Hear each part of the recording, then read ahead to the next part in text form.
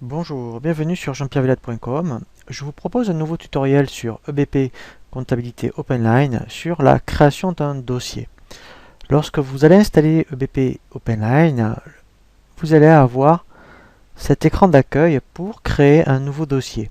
Donc, je clique sur l'option Créer un nouveau dossier et là, je vais me laisser guider par un assistant. Voilà. Donc je fais suivant.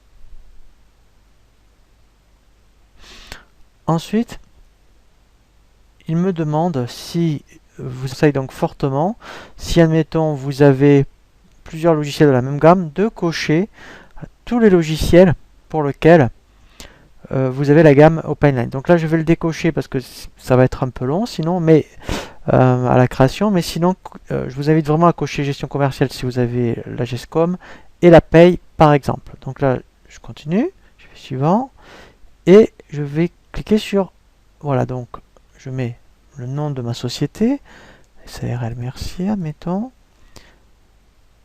Voilà.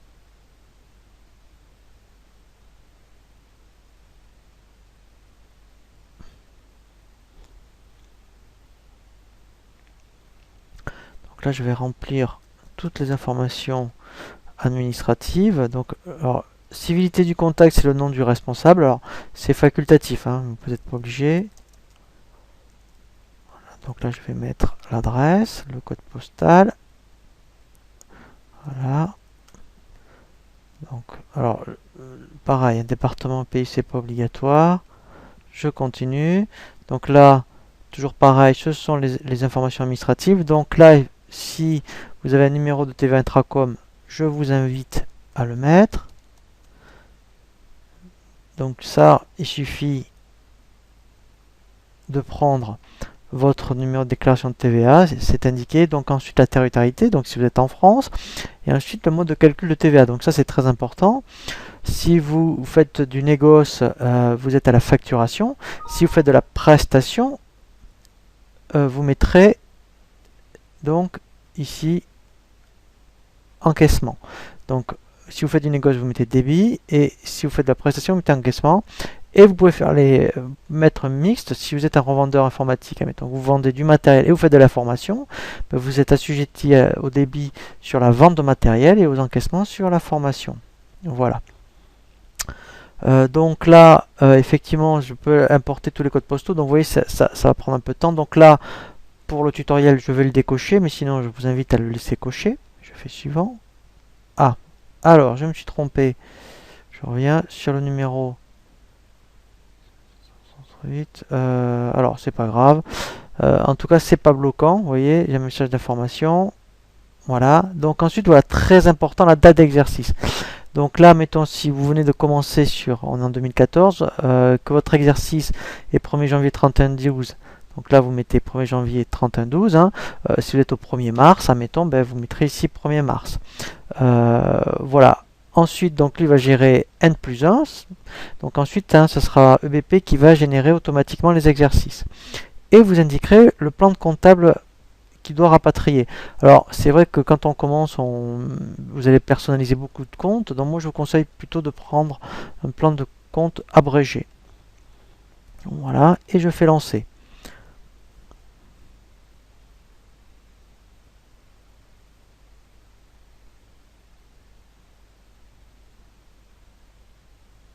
Voilà.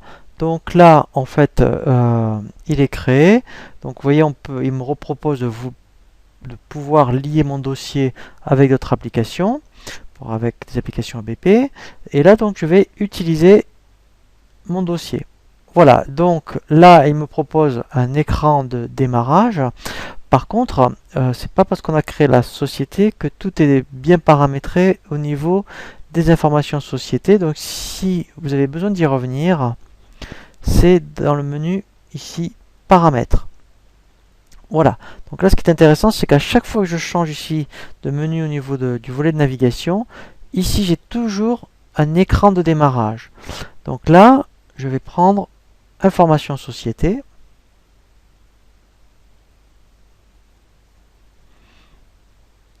Voilà. Et là, je vais reprendre une à une toutes les étapes.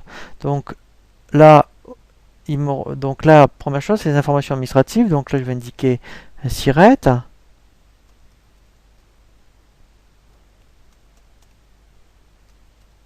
Voilà. Donc le code APE. Donc MSA, c'est pour le régime agricole. Voilà. Donc si vous êtes au RCS, au registre du commerce, vous le mettez là. Si vous êtes au registre des métiers, vous l'indiquerez ici et votre capital. Alors information de TVA. Donc c'est là où ça lui plaît pas.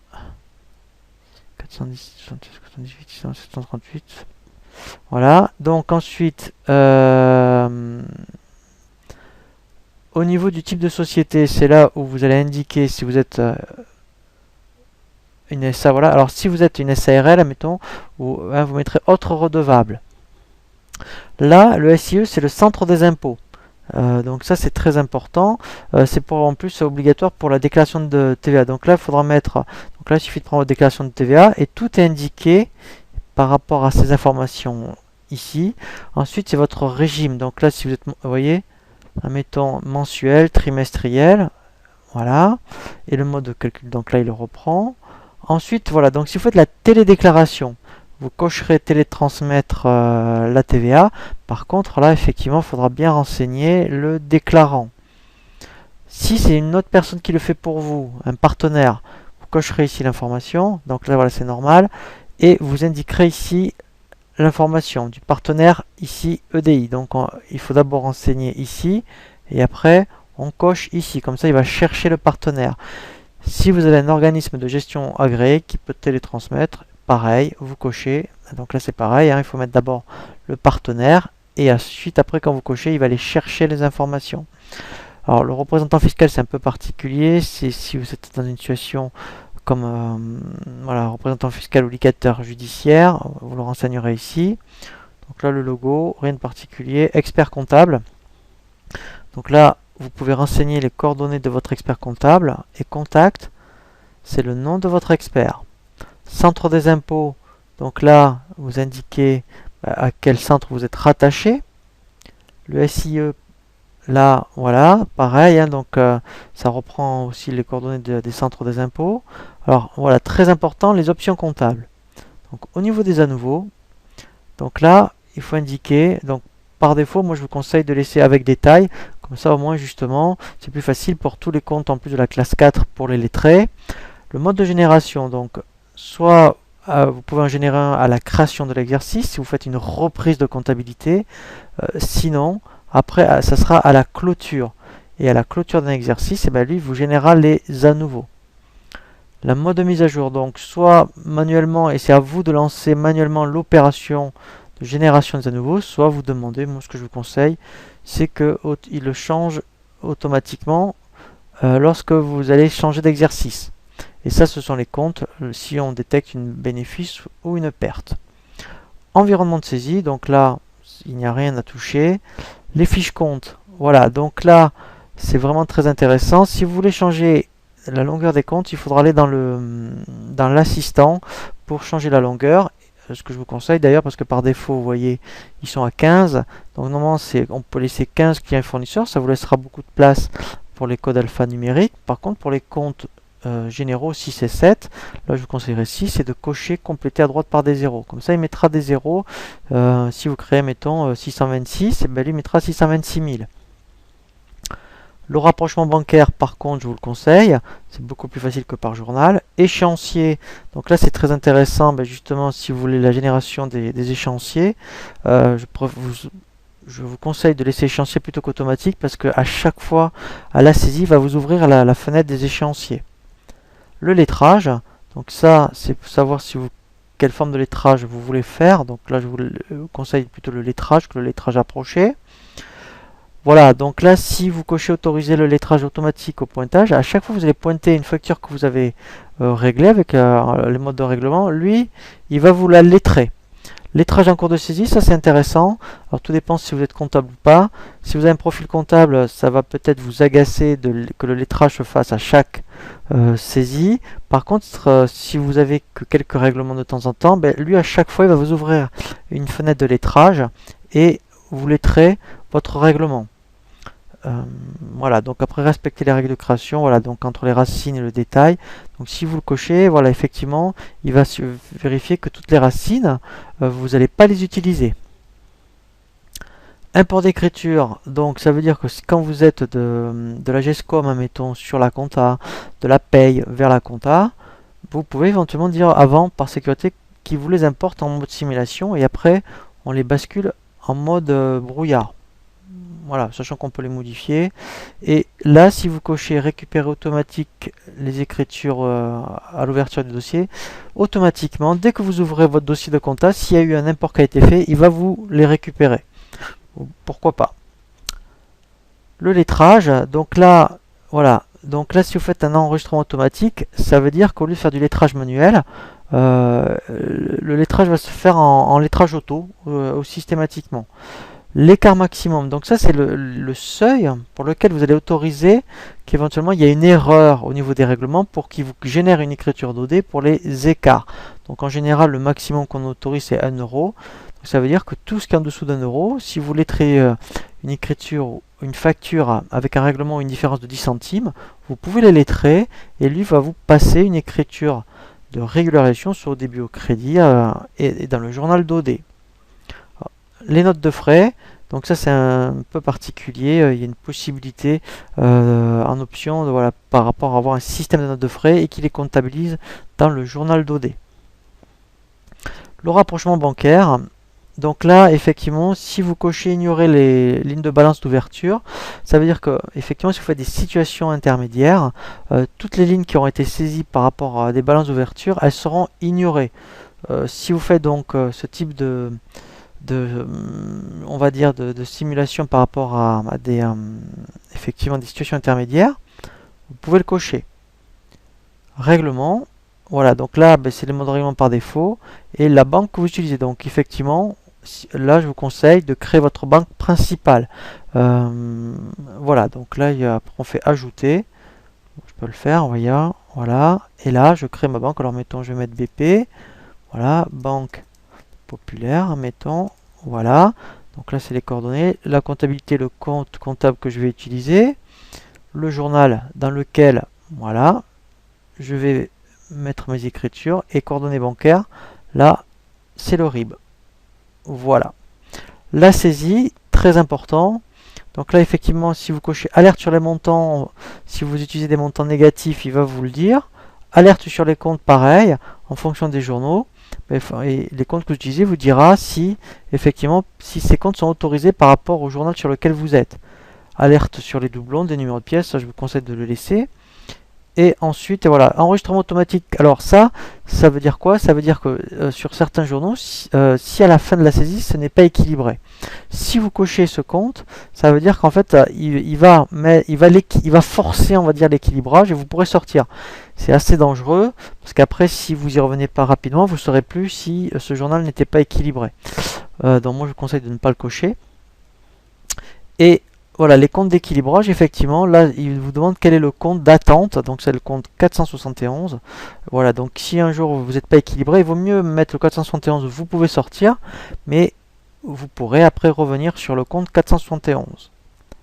Les saisies guidées, donc là c'est pareil, vous verrez, hein, il y aura des tutoriels qui vous seront proposés sur les guides. Si vous mettez en place un guide d'écriture et que pendant la saisie du guide, exceptionnellement, votre écriture n'est pas équilibrée, mais que vous voulez pas tout refaire, il suffit d'indiquer quel compte vous voulez utiliser pour que dans votre guide, la différence soit mise dans un compte. Vous mettrez donc le compte 471. Voilà.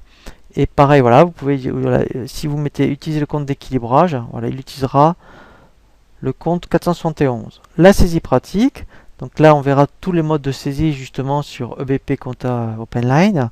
Donc la saisie pratique, ça sera justement la saisie pour les gens qui ne sont pas très comptables. On saisit la compta par libellé et là on indique dans quel journal la saisie va s'affecter.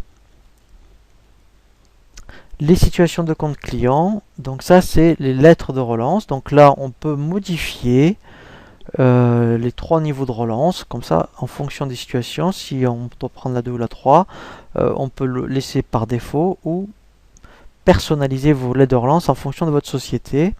Là c'est par rapport à des courriers aux fournisseurs. On peut même, vous voyez, mettre personnaliser 2 messages. On verra justement un tutoriel pour les courriers aux clients fournisseurs. Le transfert en compta, donc soit vous cochez effectivement que tout doit être importé en mode simulation.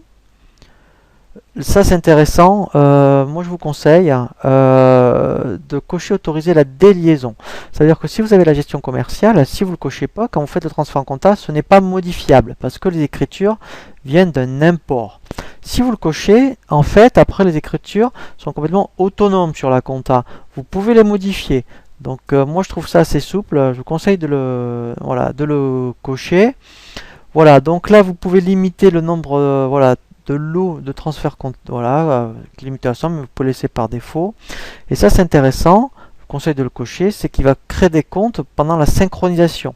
C'est-à-dire que la synchronisation c'est quoi? C'est entre la compta et la GESCOM, ou là mettons compta, GESCOM et paye. Tous les comptes que vous créez sur tel ou tel logiciel, quand on synchronise, il va les créer sur les autres logiciels. Comme ça, effectivement, quand vous créez une fois dans un dossier, ça répercute la création des comptes dans les autres dossiers. La voie de comptoir, donc là on verra justement pour les commerçants, donc là il n'y a rien à modifier par rapport aux options. Le paramétrage des numérotations, donc là ça vous indique, voilà, donc à chaque fois que vous allez créer un client, lui il va mettre CCL 003, mais alors on peut l'effacer et vous pouvez créer les comptes comme vous voulez.